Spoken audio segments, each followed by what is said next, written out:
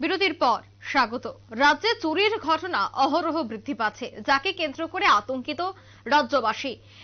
সম্প্রতি 20 এবং 29 তারিখে বড়মালীপুর এবং ধলেশ্বরের বেশ কয়েকটি জায়গায় চুরির ঘটনা ঘটেছিল এবং তারপর থানায় মামলা করা হয়, বিশেষ করে পূর্ব থানায় মামলা হয় এবং সেই ঘটনার পরিপ্রেক্ষিতে এবার পূর্ব থানার পুলিশের ইনভেস্টিগেশনে 4 জন কুখ্যাত চোরকে আটক করা হয়। সঙ্গে আটক করা হয় বিভিন্ন জিনিসপত্র এবং খবর দেওয়া হয় চুরি হয়ে যাওয়া বিভিন্ন যে সমস্ত কেস করা হয়েছিল তাদের বাড়িতে।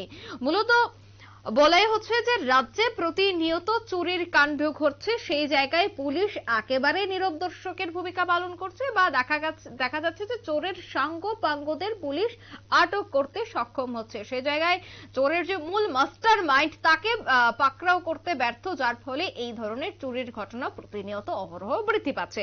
যদিও একেবারে বছরের শুরুতে এবার পূর্ব থানার পুলিশ মাঠে ময়দানে নেমে 4 কুখ্যাত চোরকে আটক করেছে।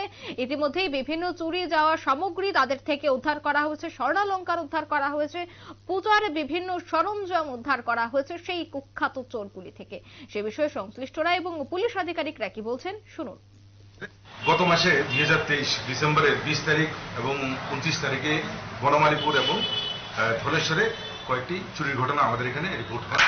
সেই অনুযায়ী আমরা সুনির্দিষ্ট অভিযোগের ভিত্তিতে একটি স্পেসিফিক কেস নেওয়া হয়। সেই কেসের মধ্যে আমরা ওই ঘটনা দেখতে পারি যে এই কয়েকটা বাড়ি থেকে কিছু সোনার জিনিসই চুরি হয়েছে।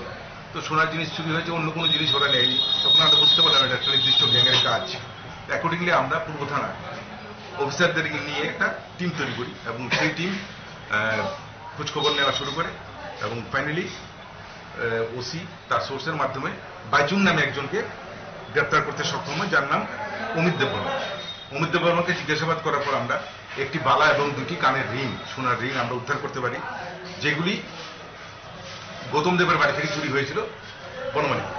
তো পরবর্তী সময়ে অমিতকে জিজ্ঞাসাবাদ করার পরে বাকি আরো 3 জনকে আমরা অ্যারেস্ট করতে পারি, যাদের নাম অভিজিৎ দেববর্মা, কমল দেববর্মা এবং আকাশ রবিদাস। এদের বাড়ি অভয়নগরে আছে এবং জগৎপুরেও এদের বাড়ি আছে। তো এদেরকে জিজ্ঞাসাবাদ করে বাকি জিনিসগুলি ওদের কাছ থেকে আমরা উদ্ধার করি। এখানে চুরি আছে অনেকগুলি, 6টা চুরি আছে এবং আরো কানের রিং আছে, গলার চেইন আছে এবং রূপার জিনিসগুলি। তো পুরোপুরি সমস্ত চুরি যাওয়া মাল এখনো উদ্ধার হয়নি, বাকিগুলি আমরা উদ্ধার করব। আজকে এদেরকে পুলিশ রিমান্ডে আনা হবে, আনার পর জিজ্ঞাসাবাদ করে বাকি জিনিসগুলি উদ্ধার করা। আমার দৃঢ় বিশ্বাস এই গ্যাংটাকে আমরা পুরোপুরি ধরতে পারবো। এমনিতে প্রত্যেক দিন মানে কিছুদিন পরে পরে আপনারা চোর আটক করছেন, তারপরেও চুর মানে কমছে, মানে কারণটা কি? ব্যাপার তো এখন কেন চুরি হচ্ছে অ্যাকচুয়ালি আমরাও সতর্ক না, এটাও তো বলতে হবে। আর অভাব অনটনের মধ্যে থাকে কিছু, আর কিছু ড্রাগস তো আছেই, নেশাকার বাড়ি যারা ধরা পড়েছে আপনারা তো দেখলেন। এদের বয়স তো খুব বেশি না, সব 20-22 বছরের মধ্যেই এদের বয়স। পরে এদের যদিও এর আগে ড্রাগসের কেসে অ্যারেস্ট হয়নি, কিন্তু দেখবো এদের ব্যাক হিস্ট্রিটা আমরা বার করবো।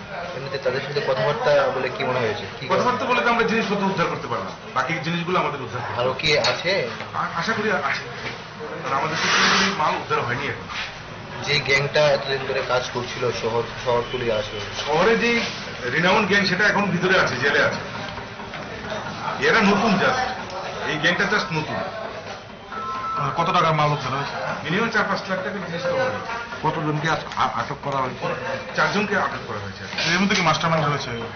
এর মধ্যে তো বললামই তো, একজন বাইচুং, অমিত।